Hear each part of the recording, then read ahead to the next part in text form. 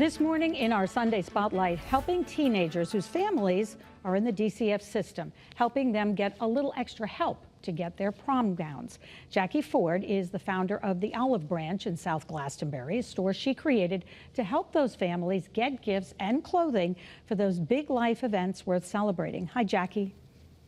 Hi, how are you? So you came up with this idea. Tell us why. So about 5 years ago, we were in the pandemic, the COVID pandemic, and people were just coming out and wanting to be generous at the holiday time. And many people across the state were offering brand new toys and gifts for our kids. So I thought how great it would be to find a central location where we could have all of the toys and gifts gathered and invite our families who have open cases with us, families that we're serving, to come in and shop for their own children and leave that store with dignity, knowing that they had a hand in picking out their children's holiday gifts. So what started out as a pop-up shop type of thought has grown into a permanent location in South Glastonbury. So I know that you take a bunch of things, but what about proms and gowns and tuxedos? Very expensive for a lot of families, and you're offering that as well. I am. It's so much more than a piece of clothing. It's really a rite of passage and an opportunity for the teens that we're serving in our program to have that opportunity to go to the prom, because it is extremely expensive with the shoes and the accessories, to have a nice opportunity. So I am taking gently used prom gowns, accessories, and also suits and tuxedos for our boys who would also like to participate in the prom experience. I would imagine this is a huge happy occasion for a lot of people. They want to go to the prom, they can't afford it. Can they drop off stuff at your store, or how does that work? Yes, so I have a few businesses in the community who have come forward, and they've offered their stores as a drop-off site as well, which is Liquid Nirvana, which is in Farmington, Avon, and Glastonbury. And then the Cat Cafe, Marcy's Angel Cat Cafe in Glastonbury, is also a drop-off. But people can email me directly, and they can come to the store and they can drop it off for me as well. The location where we're going to be having the prom gowns is in the Buckland Hills Mall in our community center there. And that's where we'll be inviting our teens to come in and have that shopping experience where no money will be exchanged. This really is such a wonderful thing, because when you think about it, a lot of time these are a one occasion. You wear that prom dress, you're probably not going to wear it again. Tuxedo, many things like that, shoes. This really gives families who may not be able to either go to their prom because they can't afford it, the opportunity to do that.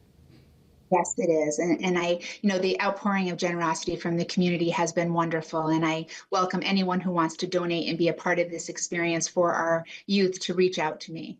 Tell me when you started this. Now, you've already started it, and how has that been? Have people been very generous? Yes, they've been so generous, bringing their children's prom gowns, or even the teens have come with their parents and have brought the prom gown and talked about their experiences at the prom and wanting someone else to have a similar experience as them. I even had one woman bring me a bunch of costume jewelry that had never been worn, and I just can't wait for one of our youth to be able to choose those pieces that will match their gown. Right, and this gives them a chance to come there. I mean, some families may need it more than others, but it's kind of an opportunity for them to come there regardless of their economic status and feel like they can help their children do something that they'll remember for the rest of their lives.